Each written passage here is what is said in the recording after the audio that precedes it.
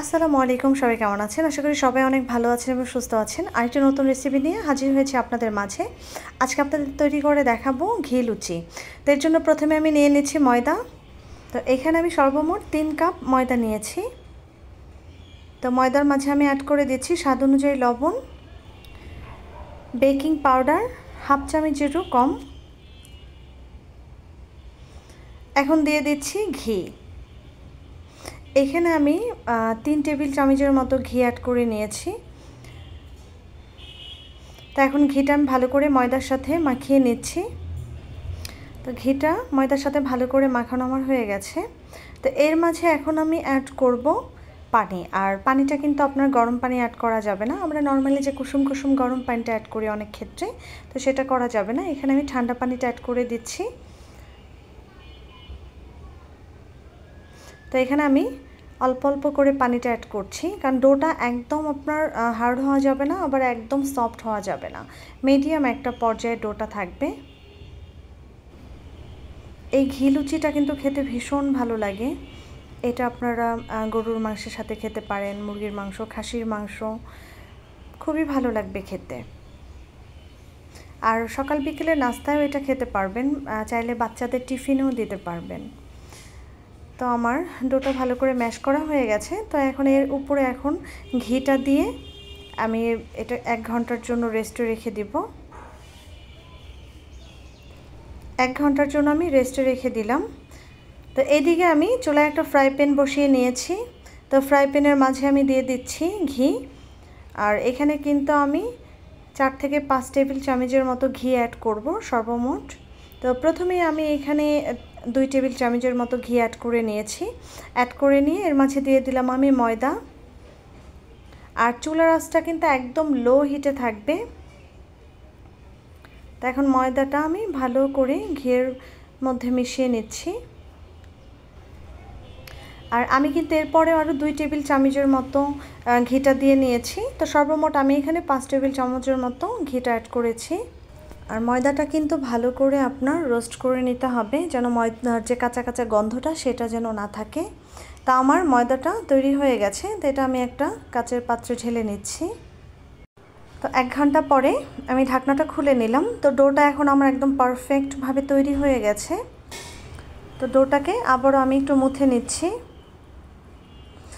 আবারও বলছি, ঘি লুচিতে কিন্তু আপনার একদমই সয়াবিন তেলটা অ্যাড করবেন না। সম্পূর্ণ ঘি দিয়ে ঘি লুচিটা তৈরি করতে হবে। আর এটা যে খেতে কি ভালো লাগে, এটা না তৈরি করে বানিয়ে খেলে বুঝতে পারবেন না। তো আমি একটু ভালো করে ডোটাকে ম্যাশ করে নিচ্ছি।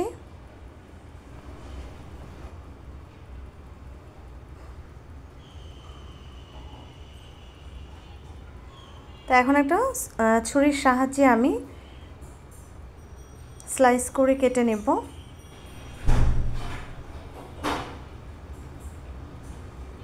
আমি একটু ভিডিওটা ফাস্ট করে নিচ্ছি, কারণ ভিডিওটা একদম লং হয়ে যাচ্ছিল। তো এখন আমি সবগুলা ডো এইভাবে আপনার রাউন্ড শেপ দিয়ে নিচ্ছি। এখন যেই ডোটা আমি তৈরি করে নিয়েছিলাম আপনার চুলায় ময়দাটা দিয়ে, তো সেই ডোটা থেকে এখন ছোট ছোট বলের মতো করে আমি লিচি কেটে নিব।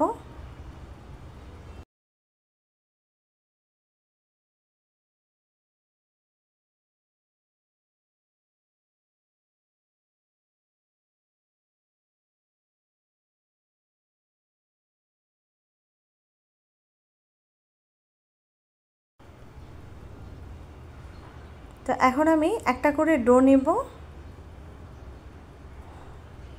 আর একটু ময়দা ছিটিয়ে নেব, যেন আপনার নিচে লেগে না যায়। আর এটা কিন্তু সম্পূর্ণ হাতে করব প্রথম অবস্থায়। এরপর হচ্ছে বেলুন দিয়ে একটু বেলে নিতে হবে। তো এখন দিয়ে দিচ্ছি একটু সয়াবিন তেল। সয়াবিন তেলটা আমি একটু হাত দিয়ে মাখিয়ে নিচ্ছি।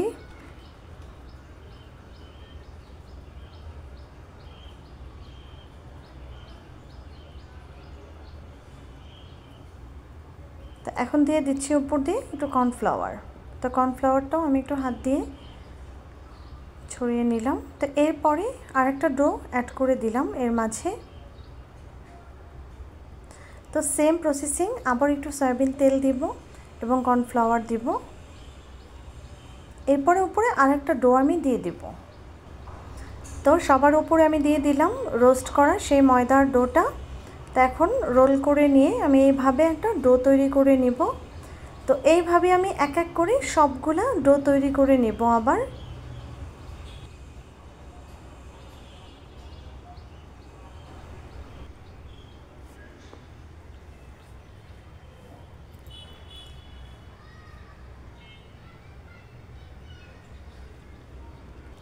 সবগুলা ডো আমার একই পদ্ধতিতে তৈরি করে নেওয়া হয়ে গেছে।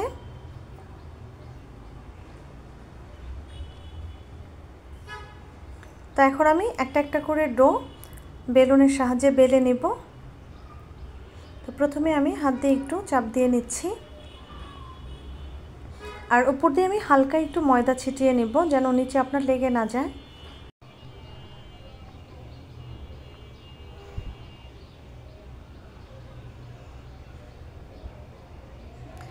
রুটিটা কিন্তু একটু মোটা করে বেলে নিতে হবে, যেহেতু লুচি আপনার ঘি লুচি, এটা একটু মোটা করেই বেলে নিতে হবে।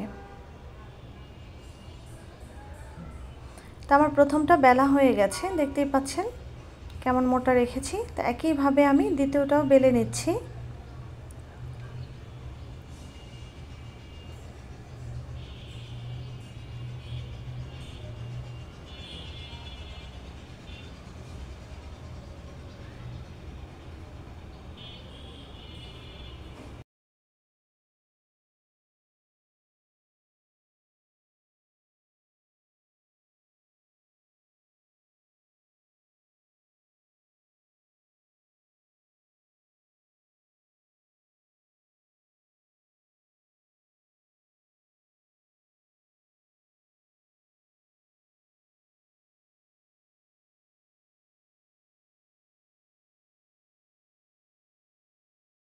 তো এক এক করে আমার সবগুলা লুচি বেলা শেষ।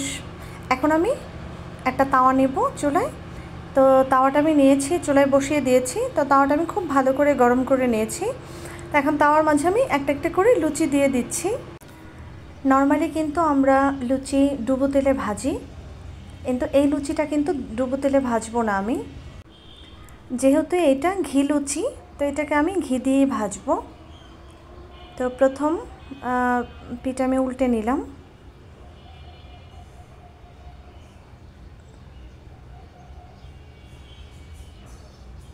তো এখন আমি একটু ঘি দিয়ে দিচ্ছি। আর চুলার আঁচটা কিন্তু শুরু থেকে শেষ পর্যন্ত মিডিয়াম হিটে থাকবে।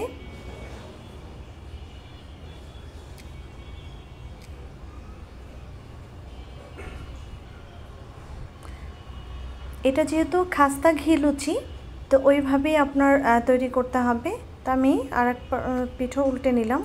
তো দেখতেই পাচ্ছেন কি সুন্দর ফুলছে। এই লুচিটা দেখতে যেমন সুন্দর, খেতে কিন্তু তার চেয়ে বেশি মজার। আর এটা আপনারা মুখেই খেতে পারবেন, শুধু মানে কোনো ধরনের কোনো আপনার মাংসর তরকারির সাথে না খেলেও কোনো সমস্যা হবে না। এটা এত মজা লাগে খেতে। তো আমার প্রথম লুচিটা কমপ্লিট হয়ে গেছে, দেখতেই পাচ্ছেন কত সুন্দর হয়েছে দেখতে।